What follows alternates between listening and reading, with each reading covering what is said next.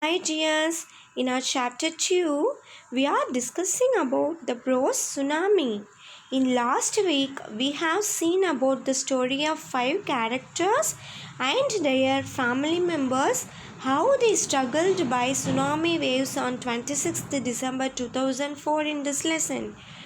Let's we listen to the small recall of our last class. So the first character is about an unfortunate Ignatius, who is the cooperative society manager who lost his wife, 2 children, father-in-law and brother-in-law, except his 3 children in tsunami waves. The second story is about the brave policeman Sanjeev.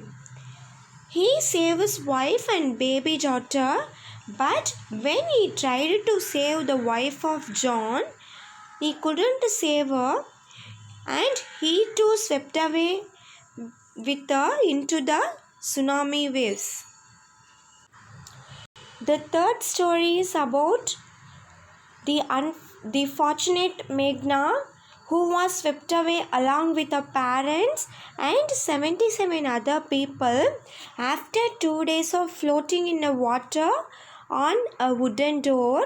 Fortunately, she brought to the shore by the waves. The last story is about Almas Jowd. She is the 10-year-old girl who lost her father, mother, and grandpa into the water, but luckily she alone escaped from the water waves by the way of floating on wooden door, and who brought to the hospital in Kamota, where she was in a depressed condition. So now we are going to discuss about the part 2 of the lesson and part 3 of the lesson in our today's class.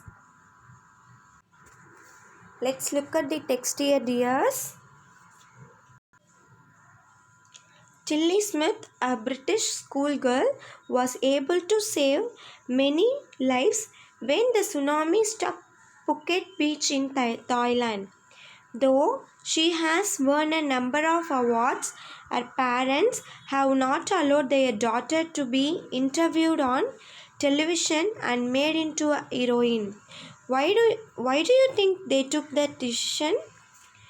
Now, here is a story from Thailand. The Smith family from southeast England were celebrating Christmas at a beach resort in southern Thailand. Tilly Smith was a 10-year-old schoolgirl. Her sister was 7-year-old. Their parents were Penny and Colin Smith.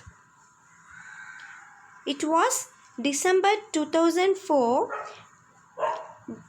Deadly tsunami waves were already on their way. They had been triggered by a massive earthquake of northern Sumatra earlier that morning. The water was swelling and kept coming in. Penny Smith remembered the beach was getting smaller and smaller. I didn't know what was happening.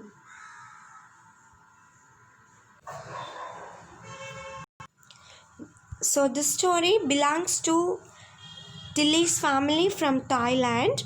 They had gone to Thailand for celebrating their Christmas. Tilly and family were standing in a beach when she was seeing the water swelling with her mother. She realized that the rising of whirlpools in the sea. But Tilly Smith sensed that something was wrong. Her mind kept going back to a geography lesson she had taken in England just 2 weeks before she flew out to Thailand with her family. Tilly saw sea slowly rise and start to form, bubble and form whirlpools. She remembered that she had seen this in class in a video of tsunami that had hit the Hawaiian island in 1946. A geography teacher had shown her class the video and told them that tsunamis can be caused by earthquakes, volcanoes, and landslides. Tilly started to scream at her family to get off the beach. She talked about an earthquake under the sea. She got more and more hysterical, said her mother, Penny. I didn't know what a tsunami was.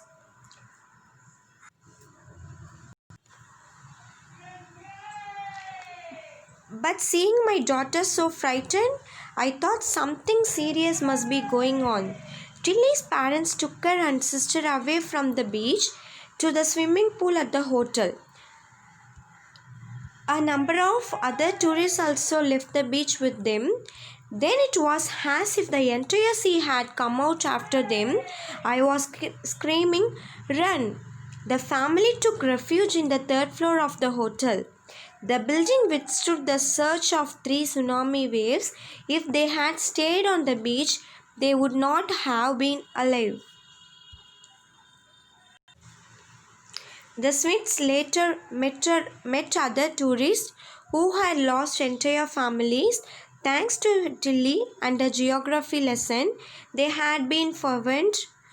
Tilly went back to her school in England and told her classmates her terrifying tale. See the hard words? Hysterical, which means when you are hysterical, you shout, laugh, or cry in a wild, excited way without any control over yourself. Next, refuge, shelter or protection from danger. Withstood, endured without collapsing. Surge, force, momentum.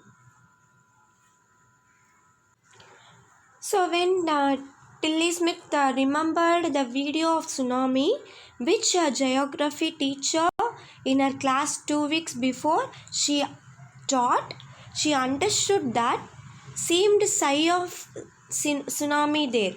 So she started screaming, but her mother didn't feel anything like that.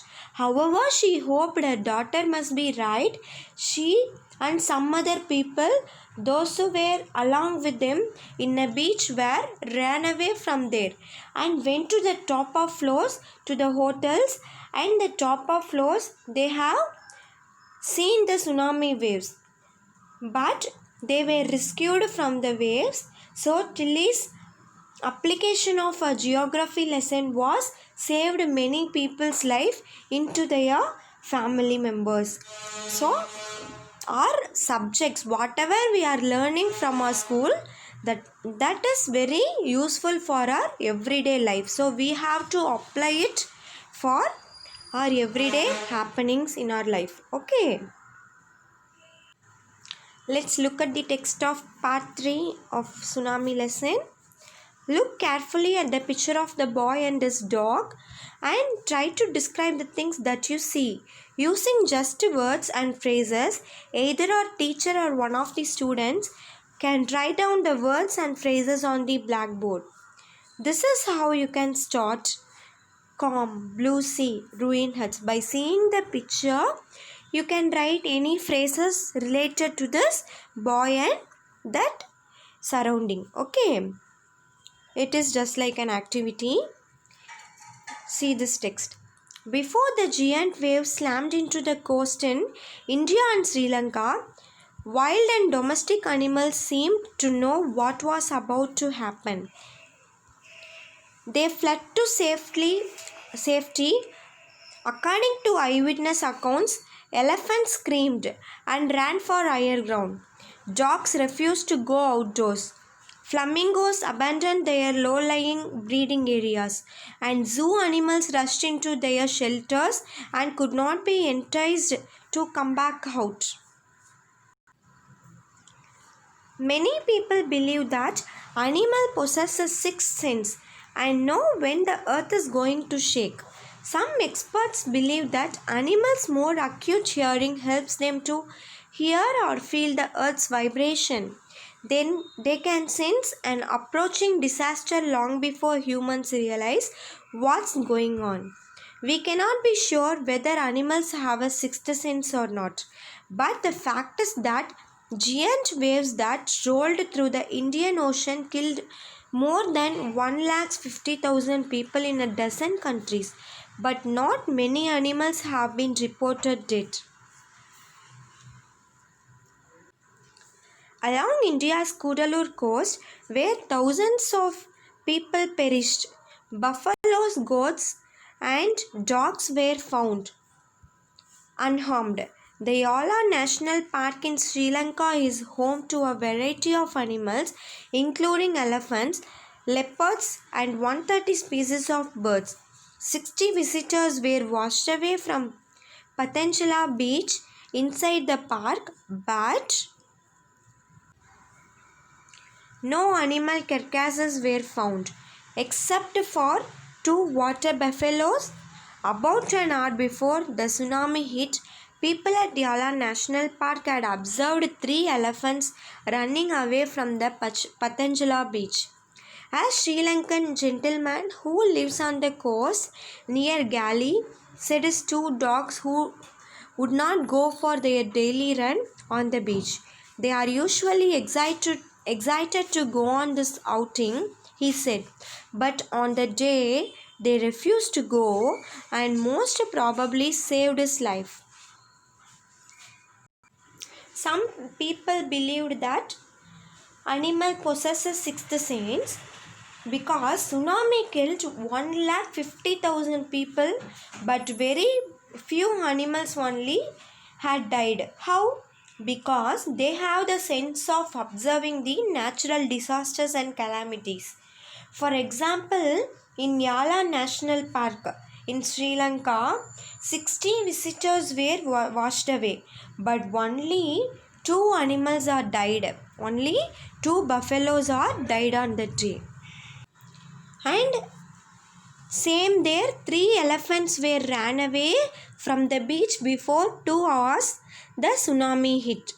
In a coast near Gali in Sri Lanka, a man had two dogs. Okay, on the day of tsunami, those two dogs were refused to go for their regular walk.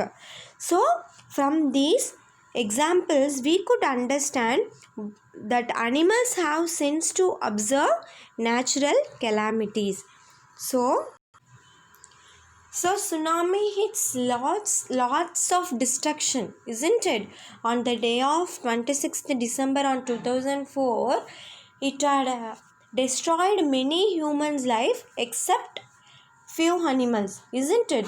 So the day is very tragic day of our whole world people, especially in seashore area. It is not an history, it is the real story which was happened in the life of many people, those who have lost their family members, documents, everything, isn't it?